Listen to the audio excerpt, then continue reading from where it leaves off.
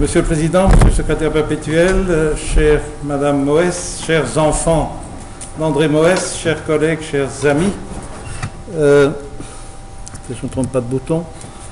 André Moès, membre titulaire de notre compagnie, est décédé le lundi 30 avril 2012 à l'âge de 73 ans, après une longue et pénible maladie qu'il vécut avec une volonté opiniâtre et une dignité exemplaire, conscient de la gravité de son état et admirablement conforté par son épouse et sa famille. Diplômé pharmacien à l'Université de Liège en 1961, il consacra toute sa carrière académique à la pharmacie galénique. Si les apothicaires sont familiers de ce terme, la galénique n'inspire guère d'autres professionnels de santé, si ce n'est les médecins, qui gardent en mémoire la personnalité de Claude Galien, un médecin grec de l'Antiquité. De manière troublante, le terme galénique a subi quelques tribulations, en grande partie liées à l'évolution de la thérapeutique.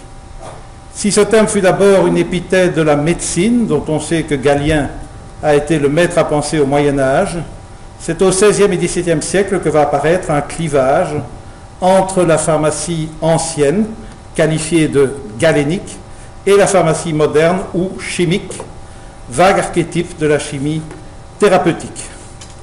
Plus récemment, Francis Puisieux, éminent membre correspondant de notre compagnie, ami personnel de feu André Moès, donna une définition très précise de la pharmacie galénique en mentionnant qu'il s'agit d'une discipline chargée de la conception, l'élaboration, la fabrication et le conditionnement des formes pharmaceutiques, recouvrant à la fois ce qu'on appelle la pharmacotechnie, la biopharmacie et le génie pharmaceutique. Tel est donc le monde dans lequel évolua notre collègue André Moès, qui termina sa carrière comme directeur du laboratoire de pharmacie galénique et de biopharmacie à l'ULB. Tout avait commencé pour André le 7 décembre 1936 sur les bords de Meuse à Liège. Né dans cette belle vallée, il ne se résolut jamais à la quitter, même lorsqu'il travailla de longues années à Bruxelles.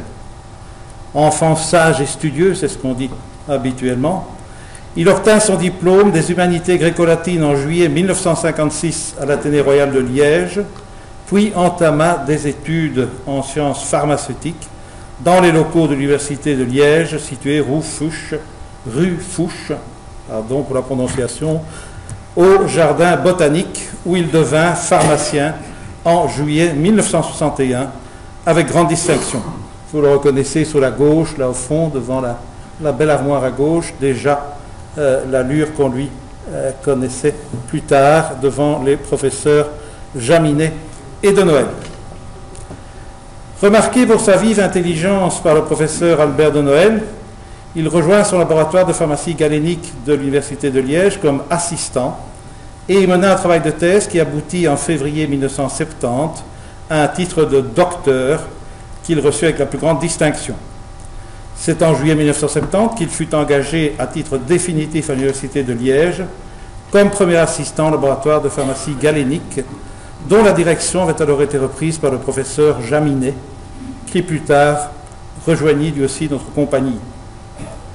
Pour des générations de pharmaciens, les noms de Noël et Jaminet représentent la pharmacie galénique moderne, dont ils furent pendant plusieurs décennies les symboles respectés, notamment en raison de leur fameux traité de pharmacie galénique, des notes de cours publiées en 6 tomes entre 1964 et 1974 aux presses universitaires de l'Université de Liège. André Moès fut d'ailleurs l'immense honneur de voir son nom associé à celui de ses maîtres lors de la réédition d'un de ces tomes en 1981. Et c'est donc entouré de ces guides prestigieux qu'André Moès fit sa carrière à l'Université de Liège comme chef de travaux de 1973 à 1980. Vous reconnaissez ici, les Liégeois reconnaîtront les locaux de l'Institut de pharmacie à l'Université de Liège, donc rue Fouche. La photo ne date pas de 1883, mais les bâtiments ont été construits en 1883 et ont diplômé des générations de pharmaciens. Dans cette pépinière, André Moës s'avérait très vite être un brillant chercheur dont la production scientifique fut particulièrement prolifique, ainsi qu'en témoigne la trentaine de publications qu'il fit paraître en moins de 20 années et qui portaient sur des thématiques concernant à la fois l'étude des médicaments d'origine naturelle ou synthétique, ainsi que divers aspects de la pharmacie galénique. Durant cette même période, André Moës participa à une vingtaine de colloques, présenta plusieurs communications et conférences sur invitation en Belgique ou à l'étranger, durant lesquelles ses hautes compétences, mais également ses indéniables qualités d'orateur furent très appréciées. C'est à l'époque qu'il se lia avec de nombreux collègues étrangers, et notamment à l'Université René Descartes à Paris, avec Francis Puisieux, éminent pharmacien galéniste avec lequel il entretint des contacts à la fois professionnels et amicaux. Mais une autre rencontre allait changer le cours de la vie d'André Moës.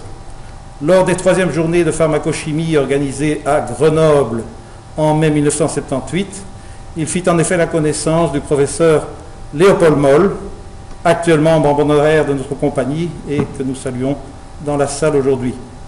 Notre collègue apprécia grandement l'élégance oratoire et les qualités scientifiques du chercheur liégeois qui à l'époque présentait une conférence intitulée « Suspension et écoulement ». J'ai été dans le mauvais sens. Alors le virage dans la vie d'André Moës s'effectua en fait en 1980.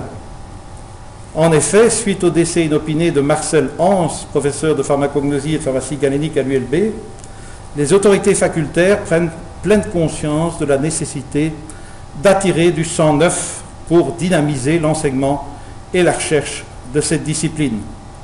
Et c'est très spontanément que Léopold Moll, en fin visionnaire, contacta son collègue et ami le professeur Jaminet en lui proposant qu'André Moës pose sa candidature à cette chaire.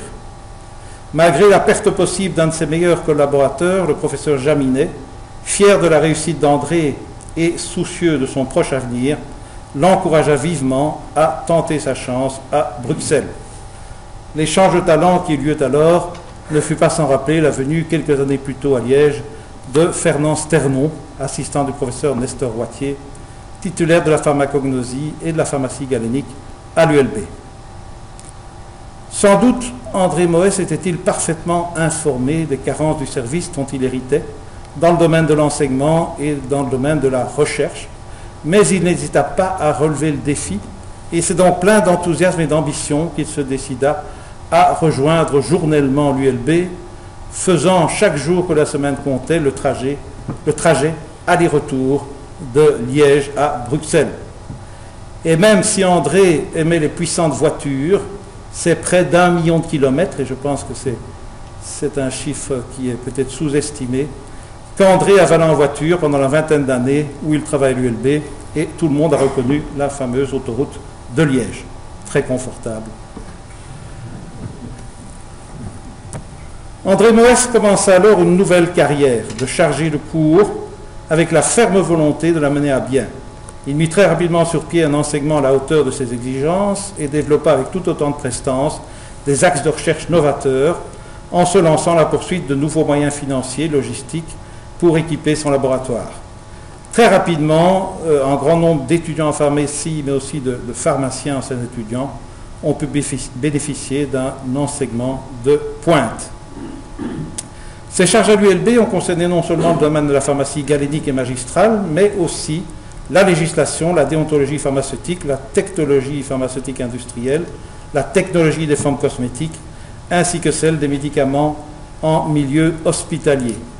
Ces qualités ont également été appréciées par d'autres facultés, universités, institutions en Belgique et à l'étranger, notamment dans le cadre d'enseignement Erasmus ou d'un projet européen concernant la législation des produits cosmétiques et qui s'appelait COMET. De nombreux jeunes diplômés en pharmacie entreprirent sous sa direction une thèse de doctorat. Entre 1986, date à laquelle la première thèse de doctorat fut défendue, et 2001, date de son départ, donc pas moins de 12 chercheurs ont pu décrocher le titre de docteur. La dynamique qu'il a insufflée a permis de pérenniser les activités du laboratoire. 12 autres chercheurs ont ainsi pu défendre leur thèse depuis son départ anticipé à la retraite, et 10 autres sont actuellement en activité sous la direction de son successeur, le professeur Karim Amighi, ici présent, et qui est un de ses plus proches disciples. Le caractère innovant des différents projets de recherche qu'il a initiés dans le domaine des formes à libération contrôlée et ciblée, combiné à la formation polyvalente dont ces chercheurs ont pu bénéficier sous sa direction, leur ont permis d'essaimer à travers le monde et d'accéder à des postes importants dans des créneaux aussi variés que le monde académique, universitaire. Il a fait des professeurs de l'Université de Montréal, de Lisbonne, Burkina Faso, de l'ULB bien sûr, l'industrie pharmaceutique, ainsi qu'auprès d'organisations internationales telles que l'OTAN. Ces travaux, qui à son départ en retraite étaient concrétisés par plus de 70 publications, sont encore et toujours cités en référence. Son autorité dans le domaine de la pharmacie galénique l'a amené à faire partie de comités de nombreuses sociétés scientifiques et organismes divers. Citons par exemple la Commission belge d'enregistrement des médicaments, la Commission belge de la pharmacopée, le Conseil de surveillance de l'Association de l'industrie du médicament, la présidence de la Commission sciences pharmaceutiques au FRSM, ainsi que le groupe de contact sciences pharmaceutiques du FNRS.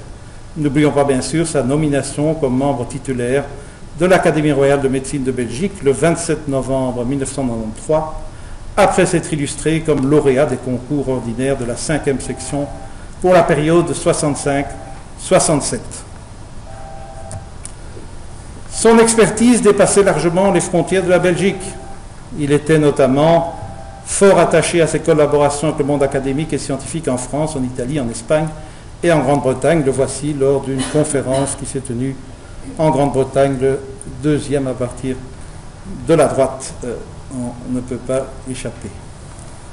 Il a noué à travers ses collaborations de profondes amitiés qui l'ont notamment amené à participer en tant que membre actif de l'Association française des enseignants de pharmacie galénique et enfin aussi en tant que membre correspondant de l'Académie de pharmacie de France. Soucieux de ses obligations académiques, le professeur Moès a participé à de nombreuses activités logistiques. Il a présidé la faculté de pharmacie de 88 à 89. Il a présidé la commission des stages de la faculté. Il a siégé au conseil d'administration de l'ULB. Notons aussi qu'il fut élevé au rang de professeur ordinaire en 1992. Au-delà du savant, André Moès fut également un grand humaniste. Il s'épanouit et se révéla pleinement à l'Université du libre examen, dont les conceptions philosophiques correspondaient à ses valeurs les plus profondes. Sous des dehors parfois sévères, appuyé par sa grande taille, son maintien rigide, son exceptionnelle éloquence, son élégante moustache et ses cheveux rapidement blanchis, il savait être très disponible et attentif aux autres, fussent-ils ses élèves ou ses collègues, et faisait montre d'une grande générosité envers tous ceux qui venaient le solliciter. Témoigne ainsi de sa personnalité, son ouverture d'esprit, son attachement à la coopération au développement et à l'accueil d'étudiants d'origine culturelle aussi lointaine que variée. Il a ainsi accueilli à l'ULB une trentaine de pharmaciens étrangers pour des stages de formation, la réalisation d'un mémoire ou d'un doctorat. De plus, sa contribution pour la coopération au développement avec le Burkina Faso, dans le cadre de projets initiés par le professeur Léopold Moll, a permis la mise sur pied d'un cycle d'enseignement complet au sein de la faculté des sciences de la santé à Ouagadougou et le développement d'une usine de fabrication de médicaments que vous voyez à l'image et qui est en construction donc à Ouagadougou. À cette occasion, il faut souligner la participation à ce projet du professeur Michel Hanoc, membre titulaire de notre compagnie, trop vite disparu durant l'été 2012, ainsi que la participation actuelle de Viviane Henschel, l'épouse d'André Moès, qui perpétue avec Karim Amighi celle d'une longue tradition de coopération. Nous voyons ici André Moès dans le laboratoire d'analyse des médicaments, donc dans ce laboratoire qu'il a développé, et le voici également décoré par les autorités du Burkina Faso pour toute l'action qu'il a menée. Dans le fond, on aperçoit, mais c'est difficile, le professeur Michel Hanoc, juste derrière lui, ainsi que Viviane Henschel, un morceau de Madame Moès. Auprès de la plupart de ses collègues, André Moès restait discret sur sa vie privée, qu'il n'évoquait que rarement. Pourtant, il eut subir quelques événements tragiques qui vinrent douloureusement marteler son parcours. Père de 3 enfants, dont un garçon Bernard, et deux filles Dominique et Isabelle, ici présents, il eut à souffrir des décès de sa première épouse, disparue à 32 ans, suite à un cancer foudroyant. Heureusement, Viviane Henschel, diplômé pharmacien de l'ULG et attaché au même laboratoire que lui à l'ULG, le rejoignit rapidement dans la vie et ils fondèrent ensemble un couple heureux qui vit naître un 4e enfant et second fils, Bruno. André Moès était profondément attaché à ses 4 enfants, puis aussi à ses 5 petits-enfants. Il fut, comme beaucoup d'entre nous, à la recherche de ce difficile compromis entre sa vie de famille et ses occupations professionnelles. Ses amis, dont vous voyez ici certains d'entre eux, et très souvent, vous voyez que l'ambiance est fort agréable, ses amis, le décrivent comme un homme droit, courageux, empli de conviction, mais aussi de gentillesse, d'humilité et de modestie. Plutôt habituellement réservé, il savait se montrer enjoué et plaisantin avec ses amis intimes, dont les anciens collègues de l'Université de Liège, restés au Bercail, le professeur Luc Delattre, le professeur Jean-Pierre Delporte, le professeur Luc Angedeau, que nous connaissons tous très bien ici. D'autres personnes ont eu le privilège de partager avec lui un idéal philosophique commun dans lequel il aimait se ressourcer régulièrement.